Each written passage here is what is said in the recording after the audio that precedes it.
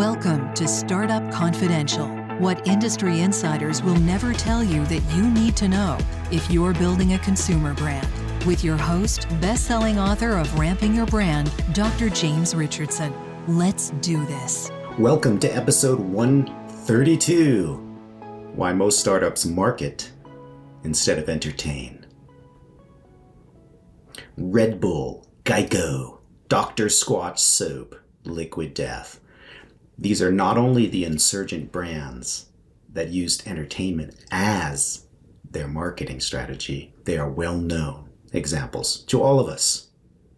These brands got enormous attention because they each took a unique approach to communicating via entertainment to specific audiences. Entertainment travels farther and louder than advertising, in part because we're so saturated in entertainment. It's our default expectation on screens. Entertainment brings consumers back to categories they drifted away from or causes them to shift fast away from competing brands that have little wow factor in modern media culture. Entertainment plants brand seeds in the minds of future consumers who actually reject you now. Yet even as examples of entertaining, as the superior communication strategy keep mounting, most brands simply tout attributes and highly rational reasons for purchase in their communications, including on social platforms where you have more cultural permission to get wild.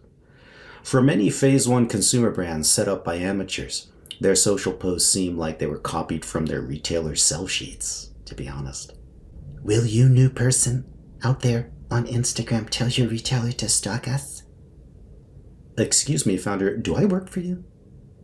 The desperate prioritization of retail purchase orders overtakes the basic logic of consumer marketing, which is to engage ordinary people. Not only do most emerging consumer brands offer no entertainment, they have no hope of bringing this approach into their company either. Why? Well, it's not because of their category. If you can make canned water or bar soap or shitty car insurance a site of cultural entertainment, you can do it for anything.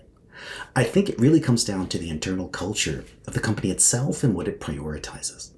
And this is where we need to get brutally honest about median startup culture. Brands that entertain focus internally on the end consumer above all else. They are not self-focused. They are not ideological, even if they have a mission or purpose. Their internal cultures tend to be fun, not church-like. Not all of them even have a sacred mission at their core, and they do not take themselves too seriously. They are extroverted company cultures, not a great place for quiet academic types. These kinds of brands devise entertainment also that fits the cultural scope of their core product's key outcomes. Red Bull pioneered extreme athletic stunts as a non-stop attention getter to live out, literally, in the event, the key outcome of the energy drink. It was selling, and it is selling. With unusual amounts of capital to play with, when they came to the US, they even created their own cable TV channel, which is now morphed into an omni-platform streaming universe of crazy shit.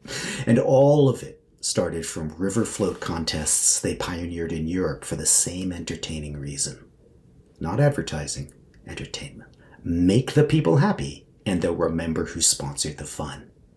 Entertaining does not preclude having a strong product innovation either, but you'll use your innovation capabilities differently if your brand is anchored in entertainment, as in the non-stop limited time offer and media partnered soap bars that Dr. Squatch keeps creating. Now, expecting some wacky new bar is now part of being a Dr. Squatch consumer at this point. Brands that entertain embed creativity in their marketing departments from the top down, even if they outsource the work, like Geico does, clearly. The founders and marketers in charge, though, in my experience, are natural storytellers.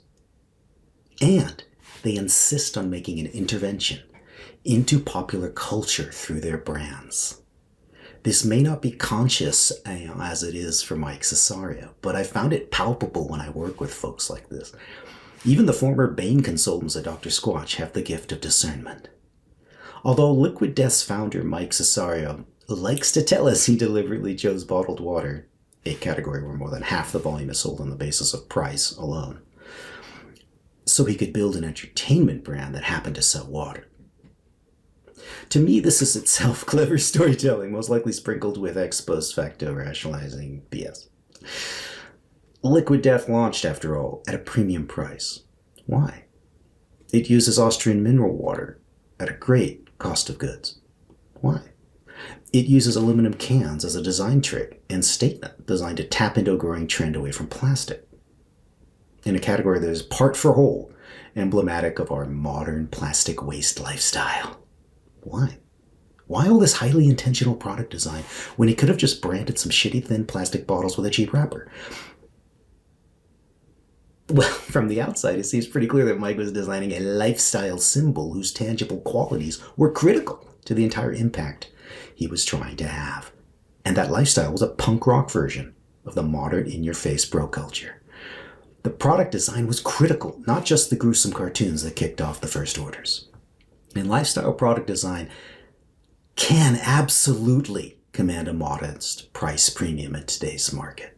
It's not just nutritional wow or purity. I say all this because there's no reason that a serious product innovator cannot create a brand that entertains. It's just really unlikely. Because most founders are pretty serious innovators, and they're not focused at all on anything as unserious as entertainment.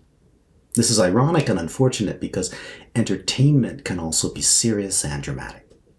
It doesn't have to be goofy like Geico, or bro like Dr. Squatch, or offensive punk ass like Liquid Death. Those are just entertainment options. It probably does have to be humorous or terrifying in order to have real memorable impact on message-saturated American consumers. But it could also be Oscar-worthy dramatic. Patagonia's marketing is deadly serious and entertaining for those who worship the natural world, like me. Any product line that is positioned as a lifestyle symbol can be the basis for a brand that entertains intensely. It could be even a highly aspirational lifestyle. Who cares? But the brand has to focus on a tight consumer audience initially, one whose vibe, as Gen Z says, extends well beyond its network. And to work, it'll probably turn off a lot of folks or just misfire in the mass market. So if a category or innovation is not necessarily a barrier to creating a brand as entertainment, why is it so rare? Well, most marketers and founders aren't actually that inclined to take this kind of creative risk.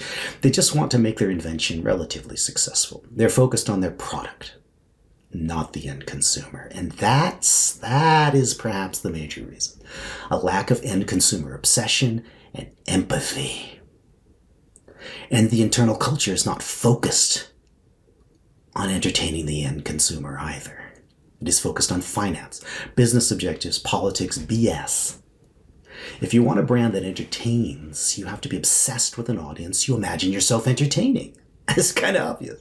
This audience could be intuitive, could be you, or the result of some counterintuitive fan research on your early consumers.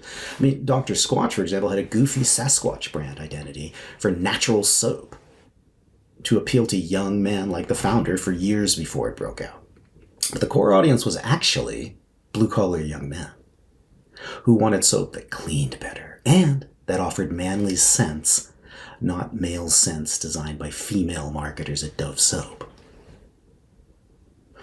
Despite the masculine nature of all these examples, there's no reason you can't build an entertaining brand for any audience. It's a matter of passionate focus on a consumer audience, and the audience has to be tribal and passionate, not some giant bulky demographic with no soul. But again, most early stage consumer brands aren't that focused on the consumer. They're focused on their business model. Profits, politics, bullshit, basically. You don't need a brand that entertains to ride the ramp. I want to be really clear. So I'm not telling everyone to go create the next Liquid Death. That's not the point. But it makes it vastly easier to grow fast if you do in today's popular culture. It's not just a marketing team choice, though, if you want to do this. It's a choice that has to change your entire corporate culture. And that's what makes it tough. Be safe out there, everybody. Thanks for listening. Remember, Dr. Richardson has loads of resources for founders at premiumgrowthsolutions.com. And when you're on his site, don't forget to take his founders quiz and see if you're ready to ride the skate ramp of exponential growth.